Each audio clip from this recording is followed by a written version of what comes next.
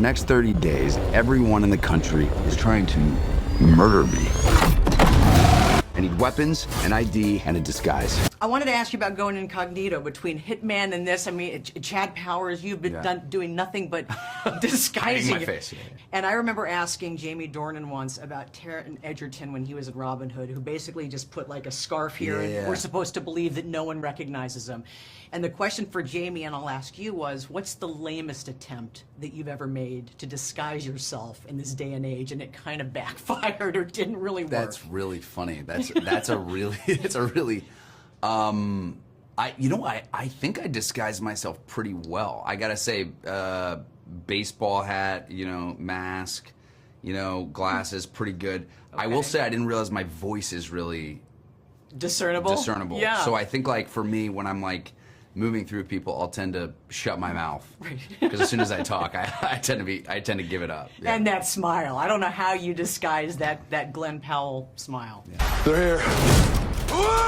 When you think of people who care about our movie-going experience, it's Tom Cruise and McQuarrie, who I think of immediately, and I know you're friends with both of them. So on this film, how often did Tom enter your mind when it related to stunts that maybe you could have made a little easier, but you're like, oh, he's going to give me such grief if I don't do this practically? Yeah, I mean, Edgar McHugh, Tom, and I, we're all pals, and we all sort of worship at the same altar of the audience, you know what I mean, in terms of trying to deliver that cinematic experience, and I think it's one of the things talking to those guys and talking to Edgar is like, there's just nothing like doing it in camera. I just love the fact that Edgar really believes in no shortcuts. It was painful sometimes, sometimes it really sucked, but at the same time, like, that's why I feel like this movie really works. Stop filming me! How much of a stretch was it to play a guy who clearly cares about his looks? Because you always... I don't, no, I know what you're going to say. I don't care. You don't? I don't give a shit. And this guy does. And this guy does, which was fun, and it got me, there's a guy that I know in London, we call him Posh Tom Chamberlain. He runs the Rake magazine, and he's very posh. He like dresses really nice every day. And I used him for this, and I got obsessed for about 3 weeks. Okay. For how I look. And then it went away quickly. Oh, you're Then I got lucky. home, and I put my jeans back on, and I started riding my bike again, and all that kind of stuff, and I went back to normal. But I really enjoyed it. Yeah. I really got, what were the clothes again?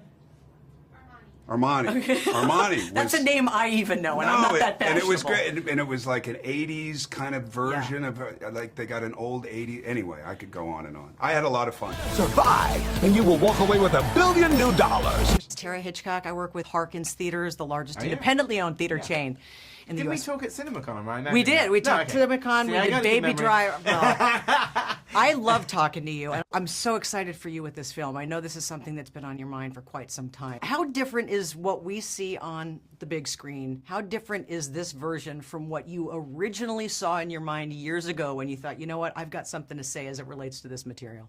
Well, in a way, not that different, because that's the inspiration for doing it, is that I had read the original book, probably like 14 years old, maybe like 1988, and I read it before I saw the Arnold Schwarzenegger version. So I was well aware that it was very different, and it was sort of the inspiration for like making it, and something I thought about for a number of years. Is it was something about the book, not just that the story was different and the character was different, but the book is all written in the first person, and you experience the game show through the main character, and you never cut to another scene with other characters. You're with Ben Richards the whole way through, and that's something that really stuck with me. It's like, it'd be great to do the movie like that. I'm still here.